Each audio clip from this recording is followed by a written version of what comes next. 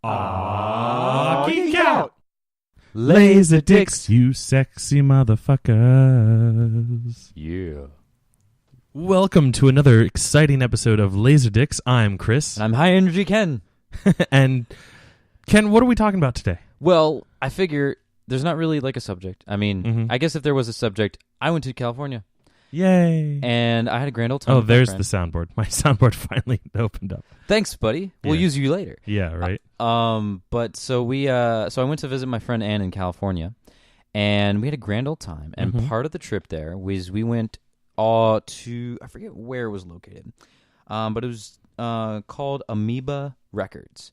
And they were pretty happening place. They were right there in like this downtown kind of cool section, cool shops. They had a classic video game place, a lot of old titles there, a lot of inbox Genesis titles, and they had two record stores. One was Morpheus Records, and they were pretty cool. They didn't have any Laserdiscs, but they had a cool section. They had the Flash Gordon album. Ooh. And I was so tempted, but it was like $40, and the Queen soundtrack. Yeah, Flash? yeah. And I was like, I like this, and I like the group. I didn't come here for this. I came here to spend a lot of money on Laserdisc. So I went over to this Amoeba music place, and it was crazy. Like I showed you the video a while back, but this place is huge. It's probably, God, what would you compare it to size-wise? I mean, you could probably fit a McDonald's in there. Yeah.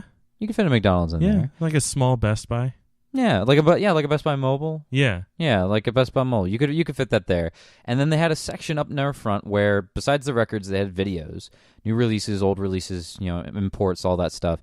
And then in front, at the very front, a whole section dedicated to Laserdiscs. Woo. And for size reference, for those of you that live here in the Northern Virginia area and have been to a record and tape exchange, they just have like an arm's length section right in the corner. Like this was one section of records from that store, just along. Yeah, I want to say the Laserdisc section you had said was about the size of record and tape exchange back here at Amoeba. I would say at least one. One full run, not like both sides, but like one full run of section.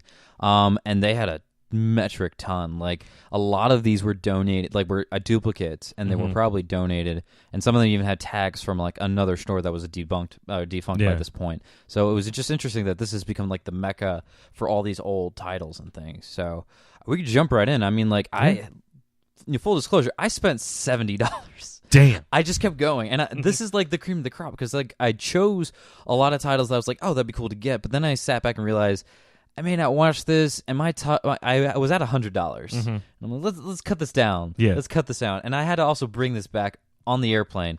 We luckily enough had like this cool groceries, like zipper grocery bag thing that fit it perfectly. But I will admit that I definitely would want to have a record-sized bag in the future, just because I wouldn't want to put these like in my luggage. I want to carry it with me. And then, unfortunately, I had to deal with it for an entire layover. This entire heavy thing. Like, what's in the bag? I'm like, drugs. Just drinking drugs. So let's start out. First things first, I finally got my hands on the Back to the Future Laserdisc I was referring to last episode, and we got to watch it together. Yeah, we did. And it was wonderful. Like we got to see Bill Nye, young Bill Nye, which I found was kind of upsetting that he didn't get a voice. Yeah, it was just Christopher Lee doing. They weren't even in the same room. Chris Lloyd. Chris Lloyd. I'm sorry. Christopher Lee would be like, and here is where you do the science. And then Satan himself. But yeah, it was just a voiceover from Christopher Lloyd, and then you just have like Bill Nye winking. Well, he winked at us, and that was kind of fun. He did. He was science. Did he like that tweet? I don't know if we. Oh, that's right. I did tweet it. I don't know if he did. I don't know if he did. That's a shame. Yeah. But we tweeted Bill Nye a screenshot of him winking at us. It's like, Bill Nye, I feel unsafe now. But it was a fun little animated thing. It was really great to see Bill Nye in the middle of that. But this had like 4 episodes. Because besides the 2 that they advertised, they had more after that. And it was kind of fun. I mean, it's kind of cheesy. Like this was definitely made for kids. Sure. I mean, it has kind of the same, has the characters, but none of the same voices. Which is weird because they have Christopher Lloyd doing bumpers at the beginning and end of the show, but he doesn't voice Doc Brown on the cartoon. Yeah, you'd figure that those live action segments would take more time than just sitting down to do a recorded session. So that was a little fun. But it was pretty cool. So I'm going to put that over there. So now for the new stuff that I actually purchased. A lot of Disney. I mean, I know Surprise. I know. I mean, I know we had our Disney episode, but a lot of Disney because there's some stuff that I didn't have. So first up, we have Disney's Fun and Fancy Free, the fully restored 50th limited edition. Mm-hmm. It's so this is kind of fun because I remembered the second half of this because it's a two-sided disc. First half has something that you were familiar with, Fun and Fancy Free. Where Jiminy Cricket kind of narrates the story about this bear trying to get it on with this female bear. It's a circus bear that escapes the circus and finds life in the wild, and it gets it on with a little lady bear. And she's a lady bear because she's lighter tone and she's got a flower in her hair. Yes, and they have this tripped out like Cupid cloud thing. It's old Disney, man. The old Disney. So that was kind of fun. I mean, it looks like they were just trying to do like a fun musical thing because the characters didn't talk because they're bears, but they had some cool musical segments in here, so that was kind of fun. But then on side 2 you have Mickey and the Beanstalk. Now I specifically grew up with the VHS tape of this, but I have an alternate version compared to what we have here for this 50th anniversary. To my disappointment, they have like the original incarnation of this Mickey and the Beanstalk. It's not a short, it's like a feature, not a full feature. It's like a, what would you call that? I mean, technically it's still a short because it's like under an hour. I believe the legit terminology is like under 65 minutes. It's a short. 65 minutes is the minimum length for a feature length film. So I'm going to say it's under 65 minutes. So therefore, it's a short. Okay, yeah, fair. That's fair. But I mean, it's basically one side of a Laserdisc. So it's I think they both clock in at about 45 minutes each. Well, no, we got 75 minutes total.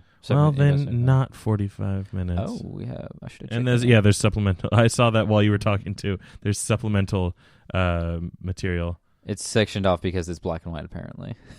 Oh. The story behind Fun and Fancy Free. Ooh, and there's Walt Disney, looking at the thing with Mickey Mouse, like you do. But yeah, so the difference is with the one that with this one, the original incarnation of this, it was hosted by this live action segment where this guy had a ventriloquist dummies and they had this like weird awkward party for this girl and is like, what do you want to do? Well, I want you to tell me a story. And they tell this story and then like the dummies interrupt and say stupid stuff. We watched that a little bit earlier and it's kind of creepy. Doesn't age well. Doesn't age well. But they redid this. As someone who watched this as a kid, it was creepy back then too. But they redid this. I'm not sure when the exact date, but they redid this for the VHS release that I have, where basically they took out the live action segments, took out their dub overs because they kind of introduced the tale and then the narrator. But Mickey, Donald, and Goofy have voice segments in the show, but the redid version includes it's not Scrooge McDuck, but it's like a Scottish duck. It was Professor Von Quacks. It was or German like then. Yeah, it was German then. Yeah. Okay, so it was a German duck, probably only created for this bit, with a cricket who took the role of the weird puppets and their like offhanded comments, like I believe it. Oh, I'm going to squash you. That's not a German accent, but whatever. That's that's basically the back and forth. Like, I'm trying to tell a story. I'm going to make a smart alecky comment. Well, that's great. You're a cricket. I'm going to eat you. Yeah, he almost eats him. He puts him in an olive and like dips the olive and stuff, and then just eats the olive off of him. It's a little fun there. So I really like that old version. I wish this one was, but it's still like a fun tale. Mickey takes the place of Jack, and you get Goofy and Donald in there. You got this crazy scene. Do you remember the crazy scene with Donald going to kill the cow in this? No, he's driven to insanity because Mickey, goes, takes it's Ludwig von Drake as himself. I always like that when they do that. Sorry, Professor Ludwig von Drake. Well, he doesn't have a PhD, so no. No, he's just a professor. He's just a professor, not a doctor. So they have this bit. I forget what key's off because this is before Mickey sold the cow. But I think they're like driven to like they have no food. Yeah, they're like slicing the peas up like into small chips. Okay, right? So they did have peas. They did have peas. So they were slicing them into small slices. They have the bread really super thin that could be see-through. Mm-hmm. Donald's losing it, and he sees the cow outside. It's the last source of food that they've got, and his eyes turn red. You see the camera go over where like they normally store the axe, and he takes and it's gone. And you see him like, here, Betsy. I remember that now. It's really creepy. I think it's on YouTube. We saw it. Yeah, it was like around. Creepiest Donald Duck scene ever or something like that. Exactly. Look it up. It's freaking crazy. It's called Mickey and the Beanstalk. Mm-hmm. So I think if you search that, you can find that out. But boy, howdy. Otherwise for this, hey, it's a THX Laserdisc certified, so optimal video and audio performance for something that's over 50 years old at this point. When was this printed? This was printed in dry, cool place.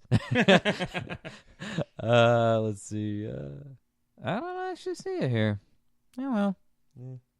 Probably like 91. That would make sense. Well, then...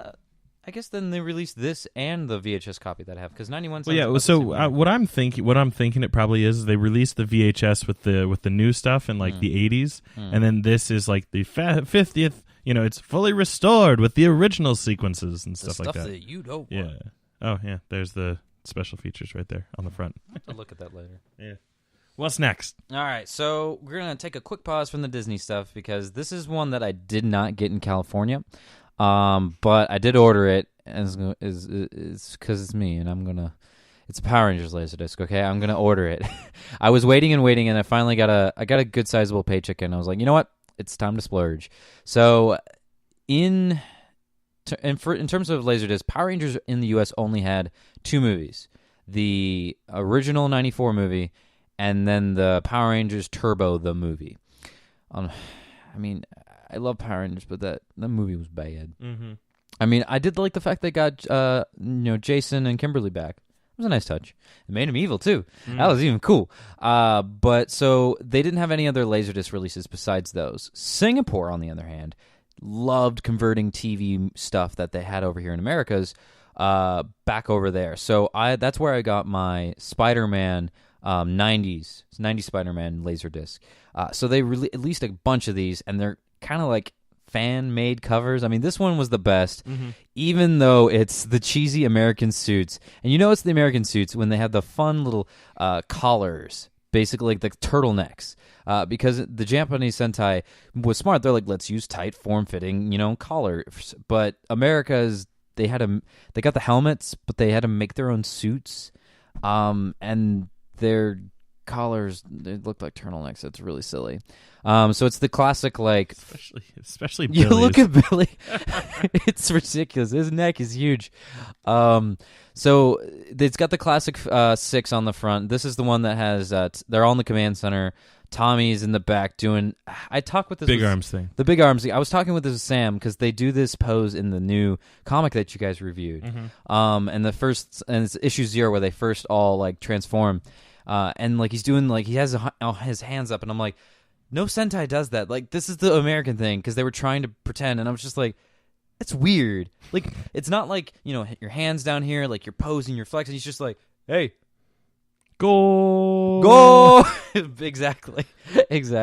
So it's a good cover. It's the best cover they have because the only other ones that they had, one sticks out where they have like the airbrushed logo with all 5 Rangers. I think the video game had this logo. And then since the White Ranger wasn't a part of the logo, he's like off to the side, like an absentee photo for a school picture, just sitting off to the side. He's not even airbrushed. It's an actual picture of his helmet and stuff. So it's pretty funny. But this is fun because this actually has the first 3 episodes when they started to segue into Rocky, Aisha, and Adam.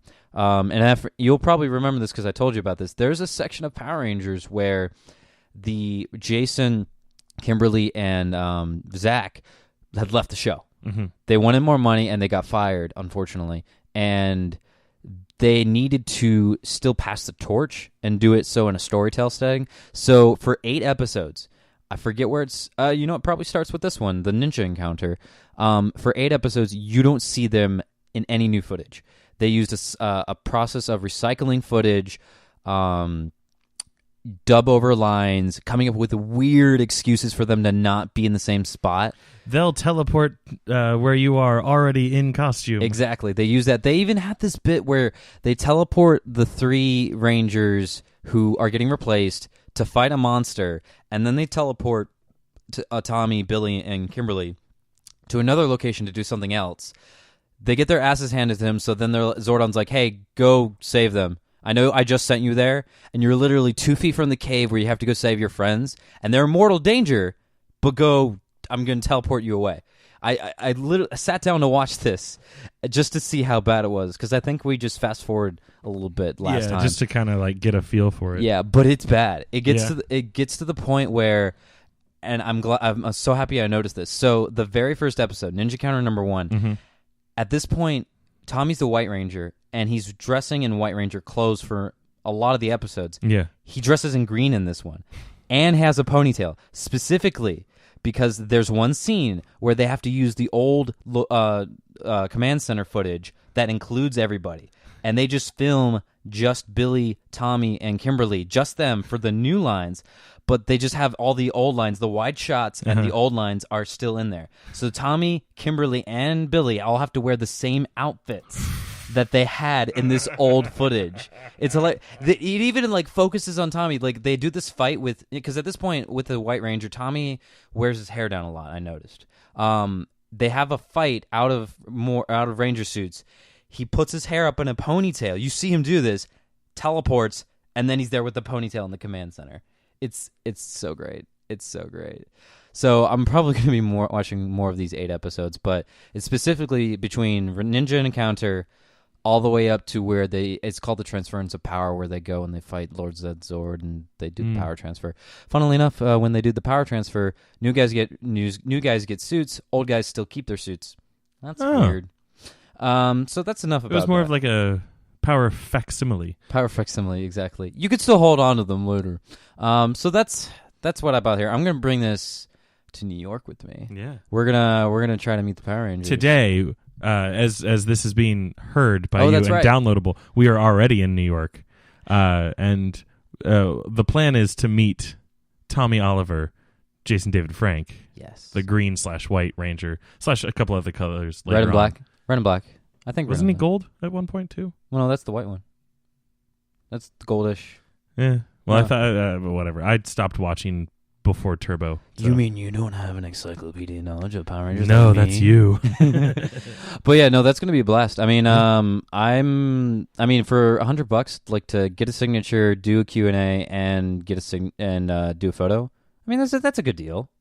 That's what it was. I didn't actually read the description of what that event was. Yeah, like it's a very sizable event for $100. That's not bad. So I think we should do it. Okay. And I'll bring my other Laserdiscs because I don't have him. He hasn't signed the 2 movies. Yeah, I'll definitely get him to sign my movie. Oh yeah, we'll be those guys. Well, yeah. The plan is to bring some Laserdiscs and ask him to do like a morph, like hold him like a morpher. We all need to be in that. Like all 3 of us will be great. Yeah. Oh my god, I'm excited. All right, so then we're gonna go back to Disney. In fact, I think the rest of these, they're all Disney. Yeah. In some form or another. First up, we have a Beauty and the Beast. Not the one that I have. Well, I also have that one too. Okay. I bought this. We both have the Work in Progress edition. Fantastic thing. It only exists on Laserdisc, I think. I think so. So that's one reason for you guys to get in collections. Woo. But and I love that one to death. But I wanted to also, since they had it for $5, just go ahead and get Beauty and the Beast, the regular theatrical version. Mm-hmm. Bonus deal, a lot of these Disney ones I picked up, CAV quality. Yeah. Super sweet. So this was nice just to have, because I mean, like, I don't think I own Beauty and the Beast in any other form. besides Laserdisc. Like, I should get in, because this was like the movie I really attached myself to, because this had a really good positive female role model, and I think I really liked that. I like really was receptive to like, she's really cute, she likes books too. Oh man, I can't help myself. Whereas I was like, I'm the beast. I'm the beast. And then I think as I grew older, I'm like, I really like Gaston as a villain. Like, he has really cool songs. Like, no one. There's my baritone right there. Really loud. Oh, I'm sorry. I didn't crush the waveform. It's just really high. It's just really high. So like 2 discs, obviously for CAV quality. Anything special in here? Oh, a making of Beauty and the Beast section. I'll have to look at that later. But yeah, so and it has a folded insert with pictures from the movie. Let's see, what is this? Find the Making of Beauty and the Beast. Insiders look at the scenes, hosted by the voice of Cogsworth. I do like it when they get the voice actors to host some stuff. Mm-hmm. I think I don't. It's not the Laserdisc, but the Blu-ray for Aladdin is super fun, because they have this like, pat yourself, like there's award ceremony for Aladdin, but like the Aladdin's voice actor and who's the guy who does Iago? I forget his name. That's he's a comedian. Gilbert Godfrey. Gilbert Godfrey. They're not invited, so they're like in the green room just chilling, just like hanging out. He's like, you haven't made your. I can't do a Gilbert Godfrey. Nobody can. But he's like, you're a young guy. Like, you got good looks. Look at me. I have this crazy voice. Like, what am I gonna do for the rest of my life? So that was a really fun time. And then they had like this bit where like Jafar's voice actor goes and like to a pet store and like buys a parrot. It was just like, that was kind of fun. It's kind of fun. Just as a point of clarification, the work in progress print is available on the Blu-ray release, the 2010 Blu-ray release, as a supplemental. You can watch like a picture-in-picture comparison kind of thing. But according to the article that I just skimmed through, which. Yeah. Skimmed being the and single article being the keywords in that wiki being the article. Yeah, it does seem like Laserdisc is the only place where you can get a standalone work in progress print. I think I would value that more, just because there's a lot going on with all the different pencils and layers and things. So it like does it even say like what's the picture in picture? No, like it's like it didn't go into detail, so I'm just assuming that it's like typical, like it's just like a third size screen in the corner or something like that. Well, right, but like if they put like the work in progress there, like it's the full movie running through it, if that's what you mean. Well, right, I'm just like, which one's the smaller picture? Oh, the work in progress is the smaller picture. Yeah, is a smaller picture. Oh, that's disappointing then. Yeah, like it should be the full frame so you can look at all this stuff. So. I'm definitely going to check out that bonus thing, though. This is 26 minutes. Bonus. A bonus deal. Yeah. Cool. All right. Oh, actually, hey, this is interesting. So they actually list the features of the CAV quality. Like you can freeze frame and stuff like that? Yeah, freeze frame, slow motion. A lot of them say that. Okay. I hadn't seen it before. Random access, multiple time speed, and scan. Mm-hmm. Oh. Well, that's pretty sweet. And like I was saying, a lot of these Disney movies that I picked up were in CAV quality, including Robin Hood. Woo, with the foxes. Oh, this started my illicit affair with Zootopia. This is why you're a furry? No, I wouldn't go. I wouldn't go that far. But like, I don't know. Dude foxes, they're pretty slick. I like them. I like them a lot. There's a lot of my female friends who are like obsessed with Disney are like, that was kind of a awkward sexual awakening. was Robin Hood the fox when he winked at and when he winks underneath the house, I was like, hey there. And like I'm not ashamed to admit, like Marianne Fox. Yeah, she's pretty cute. Very very attractive for a fox. Pretty cute. Yeah. I mean, this was a great movie. Yeah, great characterization, great voice acting. Like I grew up loving a lot of the Disney Renaissance films, and I mean, actually I forget the range. I hope this is in it because it's a good movie. But so again, this one's CAV.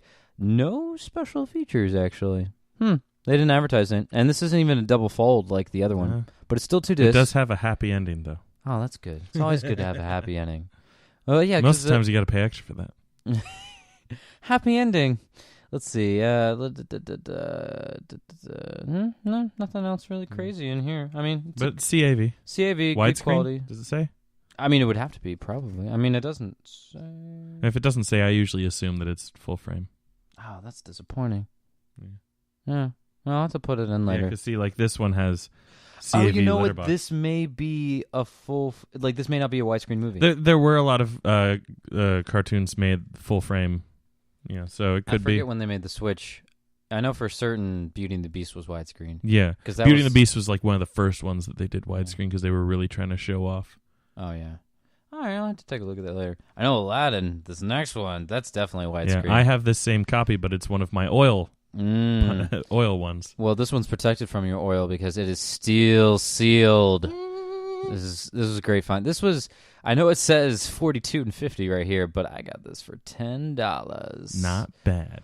This is great. This is actually because they had the CAV same style as that with like the yellow corner. Mm-hmm. They had that same style there for sale, but I figured I'm going to get the special edition, and I'm not going to open it. I should have got the other one too so I could have opened it.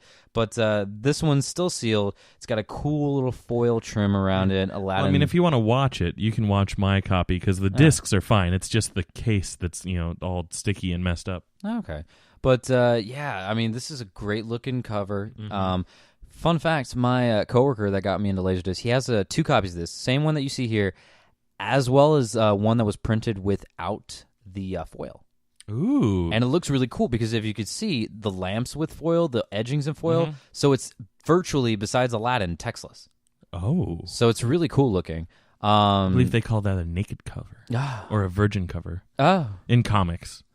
You're going to have to show me yours because it looks like this is a double fold as well. And yeah, it is. It is. I would love to see what they put in the inside. But because of the oil, like some of the inside got damaged because it sticks together. So when you peel it apart, it like tears away at the images. But you can look at it.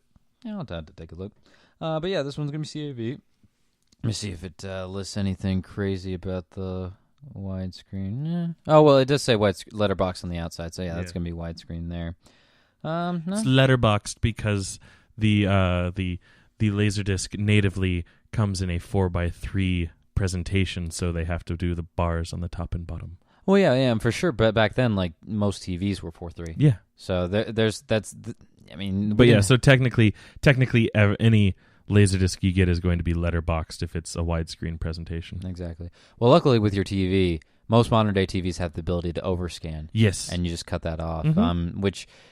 I wish it was easily. It distorts the image a little bit because it's stretching it. Yeah, but it's nicer than seeing it with black bars on all 4 sides. Exactly. I always hate it when like somebody has their TV and they're watching a movie with black bars, even though it's like a widescreen TV. Oh my god, it drives me nuts. People would do it going to like a doctor's office. I once fixed a doctor because they had the remote sitting there. Yeah. I sat there and fixed the screen because I was like, this is awful. I do that all the time. Like I was at this laser tag place and they had a computer monitor for like all their stats and everything, and I noticed that it was overscanned because if you hook a computer to a TV, it does this all the time. So I was like, this is Samsung. I know how to fix this. my computer overscans on the TV too, and we're gonna have to fix that later. Yeah, if you could help. I can't find the option to do it correctly. All right. But the Samsung one, I knew exactly where it was, so like the dude wasn't looking. I was like, you know what? You're going to thank me later. You can see your start menu now. You're welcome. You're welcome. So that was Aladdin. Good times had by all. So we've got 2 other Walt Disney movies, and these are great because people forget, I mean, maybe modern day people forget that Disney had a lot of live action movies. Way back when. And I didn't know this growing up, but eventually when Blockbuster was a thing in our family, my dad was like, oh, I remember this. We should watch this. And I was like, what's this Apple Dumpling game business going on? Like, what's that? I don't understand. So there's 2 of these movies that I picked up. First is what would eventually become Flubber, the Absent-Minded Professor. Absent-Minded Professor was the original title, and they eventually went on to do a sequel called The Son of Flubber, which introduced that name of the title, but I'm pretty sure they called it Flubber. Yeah, the substance was still called Flubber. Yeah.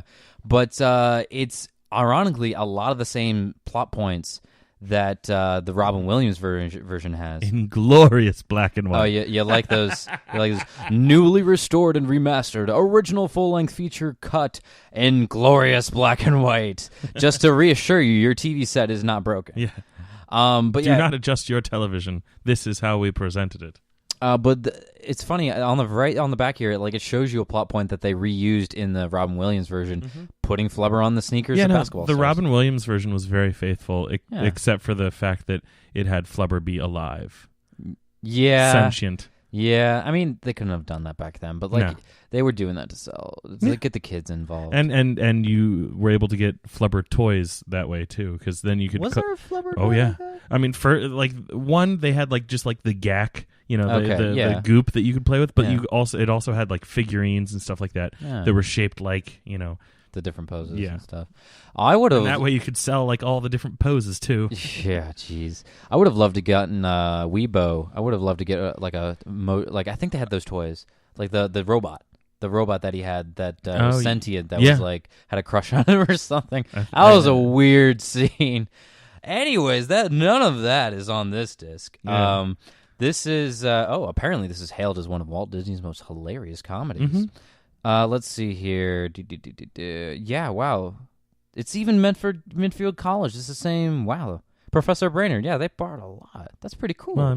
That's pretty cool. It was a faithful remake. Yeah, I think I remember the other one a little bit more because they did it for football because his son was on a football team. Well, that would make sense because football is more of a popular sport nowadays than basketball. Yeah, well, even though basketball is still pretty popular. This would have probably been done a couple years later for the son of Flubber. But I remember the basketball one because they specifically the opposing team did a pyramid like you do for cheerleading to try to stop this dude from flying over them. So yeah, this is a pretty fun movie. I honestly would recommend people looking up a lot of the old Disney movies. Apple Dumpling Gang, Ask My Professor. Just don't look up the racist ones. Oh, Songs of the South. Although I did look up that one. I was like, I wonder if that's on Laserdisc. Oh, it is. It is. My coworker has it. It is far too expensive on eBay for me to justify buying a racist movie. I swear, I was telling him, dude, if you don't watch all these, you need to sell them. You could make a mint. Yeah. This guy has a full store because it closed up of all Laserdiscs. One of these days, you're gonna take me up there. I don't talk to him as much, but yeah, that'd be cool to He's probably gonna ask me to watch his pets at some point in the future, and then you could come on over. I'll just make a list of the ones that I want, and we'll just slide it on over. I mean, you'll love his. He's got the Elite series. That's it's got one component cores. Yeah, one of these days I'm going to own an Elite Laserdisc player. Oh man! So the final one is this is a favorite. This is what I grew up on watching because. My dad, and this is one that I've never seen. Really? Yeah. I should loan it to you. So growing up, you always watch your parents' favorite movies because that's what they have collected. That's what they're gonna want to watch with you. Yeah. Back when I was growing up, my dad's favorite movies were The Man from the Snowy River, a lot of horse movies actually. Now I'm thinking about it, Black Stallion, and Davy Crockett. Davy Crockett was a number one favorite of his, and we would just sit and watch this. The King of the Wild Frontier. Exactly. I know that from Back to the Future.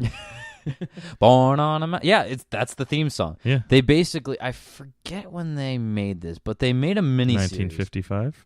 Is that what it says on it? I don't know. That's when he goes back. That's the back that he's going. Oh. Yeah. Well, I think they just borrowed that song. Yeah. I think they just borrowed that song, but basically. They made a mini-series. I'm not sure what channel they aired it on, but they made a mini-series about Davy Crockett's life from early on. If I remember my Roman numerals correctly, that is 1956. Oh, that would make sense.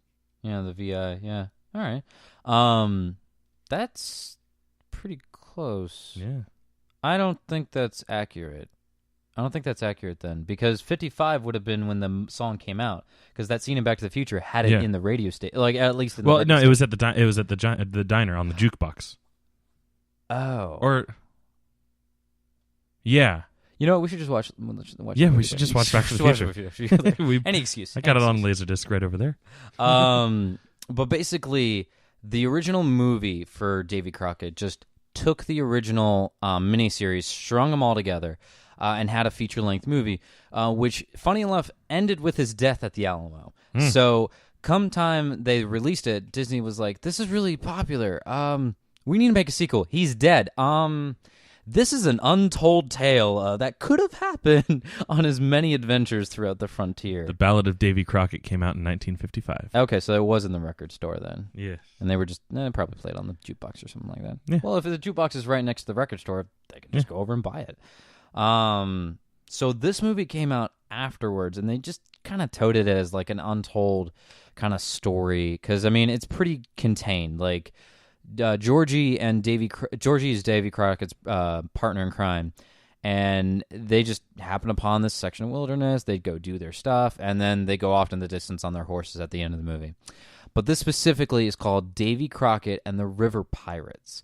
It's like a fan fiction story because it's not based on any... Oh, you're right. It was at the record store. Sorry. I just saw a screen cap. That's right. I know my Back to the Future, we could probably compete over trivia all probably night. could. We probably could. Yeah, it's because the sound transitions into him entering the diner. That's right. So my bad. So this movie is basically like a fan fiction. Like, it wasn't based on any of the historical events. It's just based on the fact that Davy Crockett, happens upon this crew of river guys, and he wants to go downstream. They, they would charge him an arm and a leg, but then they find this old timer that has his own boat. It's a little ricocheted, but they're gonna take him on that. But then somebody gets drunk. There was alcohol in this movie, that sarsaparilla juice. And his buddy Georgie gets drunk and bets on a race between the two, the band of like expert boatsmen versus Davy Crockett and his misfits that he just found in town. And most of these guys are never been on a boat in their lives. They do the race, they get there, and Davy Crockett's the hero. Of course, he's gonna win. Pulls it out at the end because I think it's like a tortoise and the hare situation. Mike Fink has too much confidence that he's gonna win. They they'd sleep in, get drunk, and stuff like that. They do this bit.